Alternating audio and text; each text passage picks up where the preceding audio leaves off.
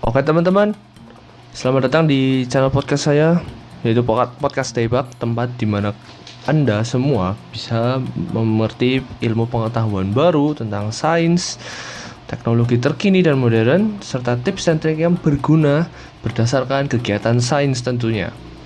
Karena dengan kegiatan sains, segala hal itu jadi lebih indah dan menyenangkan tentunya. Oke. Karena kesempatan perdana kali ini, saya ingin membagikan suatu hal yang tentunya itu sangat familiar di tengah serta di telinga teman-teman mungkin, yaitu virus.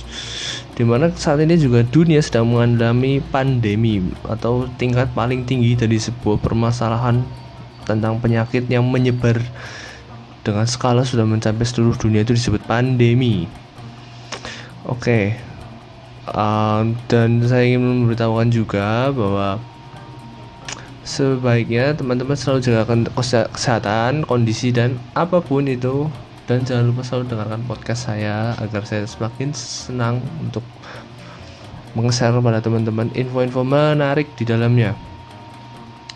Oke teman-teman, saya akan langsung mulai saja. Dan jangan lupa di podcast Tebak Anda akan bersama caster yang ngapak banget. Oke, kita akan langsung mulai aja di penjelasan mengenai virus. Apa sih menurut teman-teman virus itu? Kalau secara gamblang, virus itu kan memang suatu hal yang ya ukurannya kecil sekali ya, dan kita nggak bisa melihat. Dan satuan ukuran pada virus adalah nanometer. Setelah saya cek tadi di Google, nanometer merupakan salah satu ukuran yang berdasar pangkat, itu 10 pangkat min 9. Atau kalau teman-teman bisa lihat dalam satuan tuh 0,00 sampai 9 kali dan baru 1. Kecil banget lah, kecil banget itu teman-teman, kecil sekali. Dan pengertian virus, awalnya saya berpikir virus itu sebuah, ya intinya makhluk yang memberikan ya dampak buruk dan sangat berbahaya bagi kehidupan manusia. Dan ternyata virus adalah salah satu organisme mikroskopik atau yang hanya bisa dilihat dari mikroskop, atau ya ukurannya sangat kecil dan tersebar di sebagian atau seluruh bagian kehidupan manusia. Yang artinya ya di sekitar kita pun juga banyak virus, tapi tingkatnya berbahaya atau tidak. Nah, dan memiliki sifat parasit dan tergantung dari sifatnya. Nanti akan saya bahas kenapa tergantung dari sifatnya. Terus, asal mula kata virus itu dari mana? Asal mula kata virus berasal dari kata Latin kalau nggak salah, atau Yunani, itu virion, yang berarti toxic atau poisonous atau racun secara bahasa Indonesianya racun, di mana hal ini sudah ditemukan sejak 1883. Bayangin, itu berarti sudah sekitar 120 tahun tambah 17 tahun, 137 tahun yang lalu. Di mana virus tersebut itu mampu menginfeksi bahkan mencapai skala yang besar.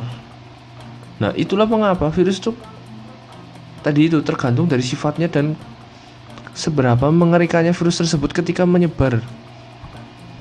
Nah, apa saja yang mampu diinfeksi oleh virus?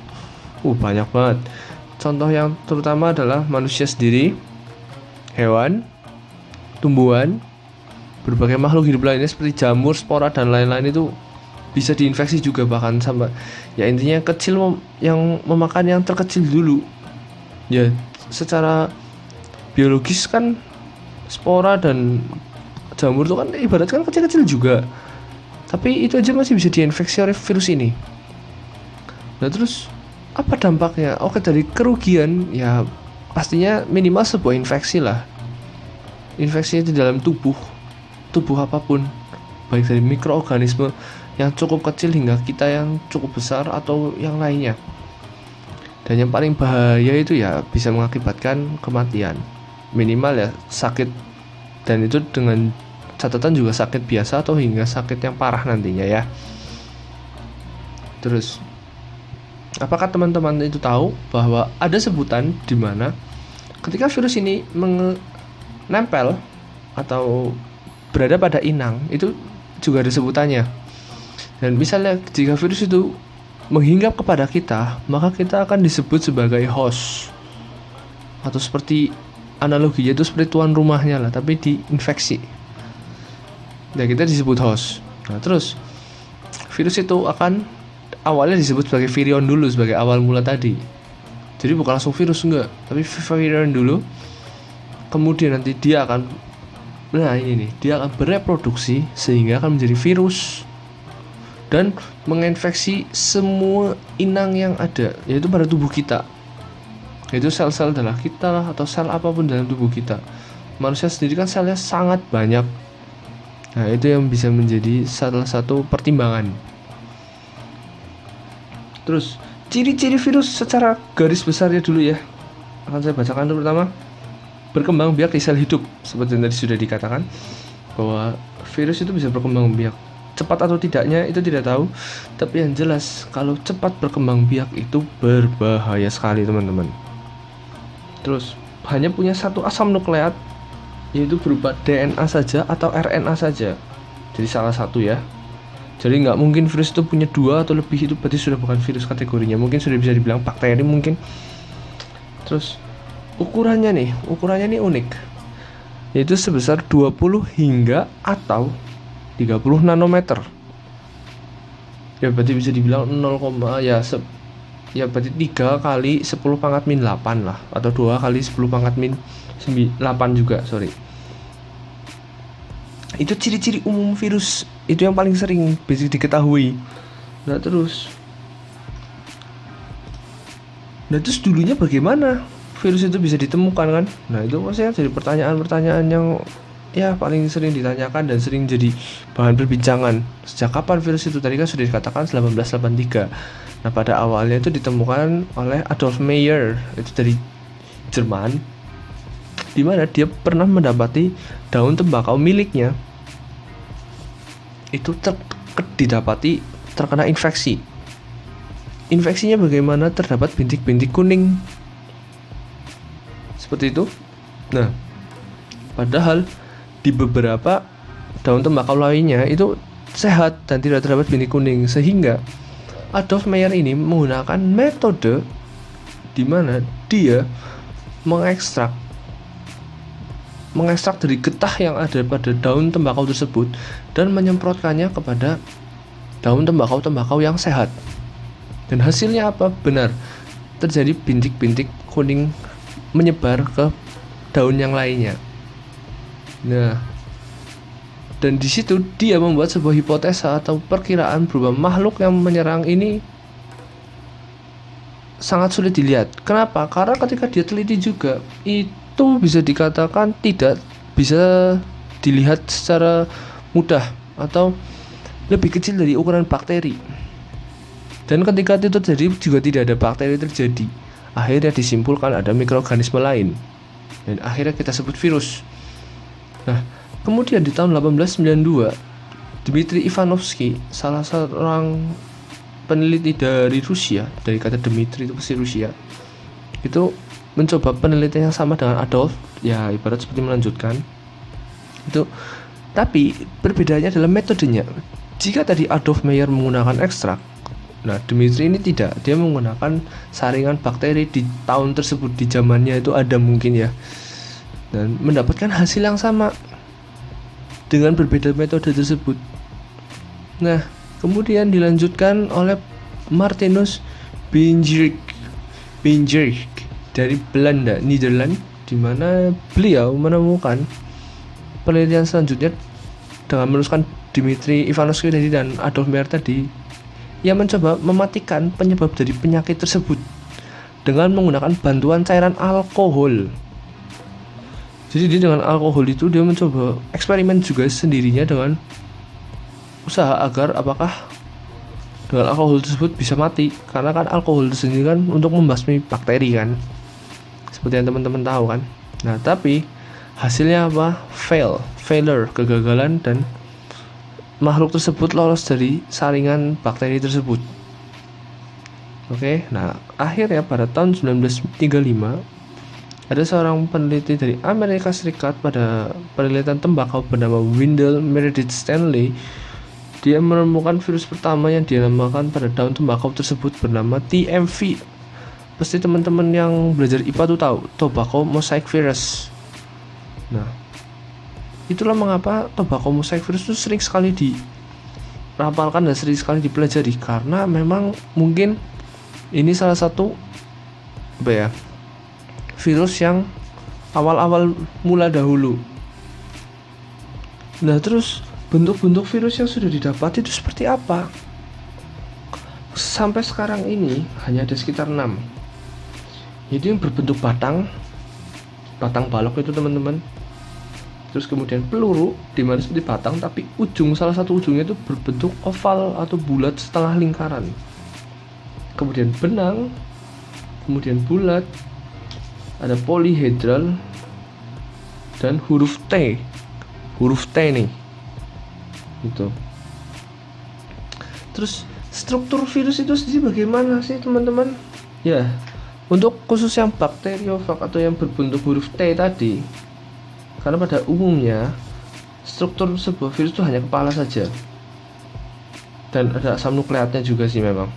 Tapi di sini akan saya jabarkan beberapa tersebut, yaitu dari kepala, di mana ada senyawa asam nukleat tadi dengan banyaknya subunit protein atau sebagai kapsomer.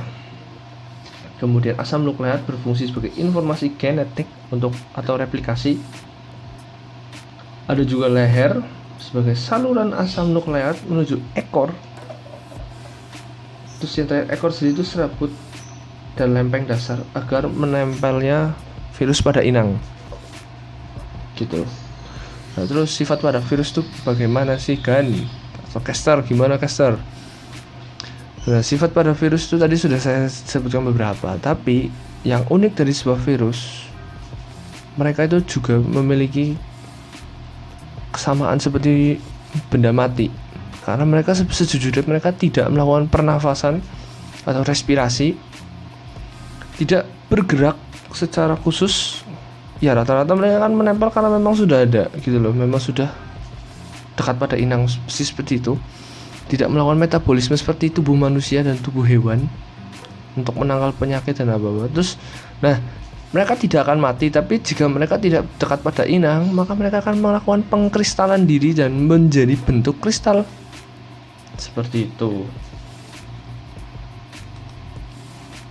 Oke. Kemudian yang pasti yang ditanyakan oleh teman-teman kan, lah terus struktur corona itu bagaimana? Nah, struktur corona itu berbentuk seperti, ya bisa dibilang itu kayak virus HIV, virus influenza juga. Terus bagaimana? Ya bentuknya itu bulat, dia memiliki tonjolan kecil dan tonjolan tinggi, dan di dalam itu seperti spiral per, di mana itu bernama RNA dan N proteinnya sendiri. Terus kulit bulatnya itu disebut envelope. Yang seperti jarum kecil itu bernama hemagglutinin esterase dimer atau HE. Yang tinggi itu disebut spike glycoprotein. Jadi seperti itu teman-teman harus tahu bahwa corona itu strukturnya ya unik. Nah, terus contoh-contohnya misal ya tadi yang batang itu, ya teman-teman bisa di TMV tadi, di tobacco mosaic virus itu berbentuk batang. Terus yang berbentuk seperti peluru pistol itu rhadovirus, RHADO virus. Bulat itu HIV atau ya seperti influenza dan corona. Filamen itu atau benang itu seperti Ebola. Polihedral itu seperti adenovirus. Dan kalau teman-teman sering mengerti iklan penjagaan usus, itu berbentuk huruf T, yaitu pada Escherichia coli, dimana memang itu pada pencernaan manusia juga ada itu bakteri itu. Nah, pastinya banyak sekali pertanyaan, apakah virus itu bisa memberikan dampak positif? Jawabannya iya. Suka tidak suka, sebenarnya virus juga bisa memberikan efek positif. Nah, terus contohnya apa, Caster?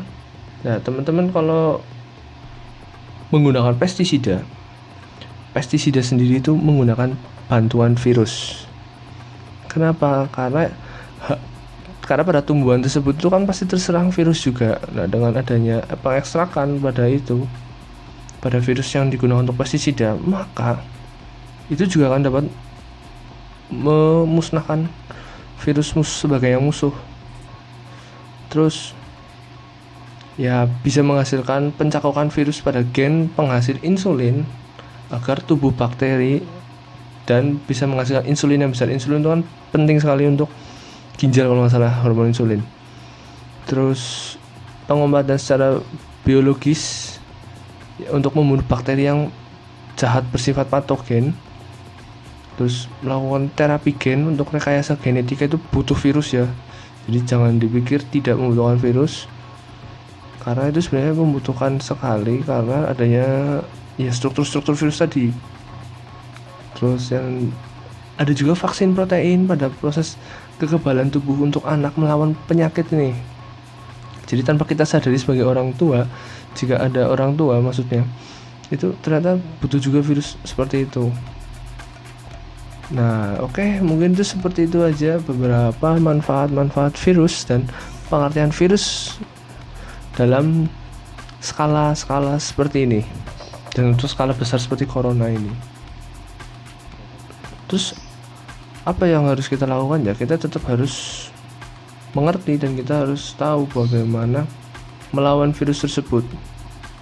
Nah, terus bagaimana tentang corona, Caster?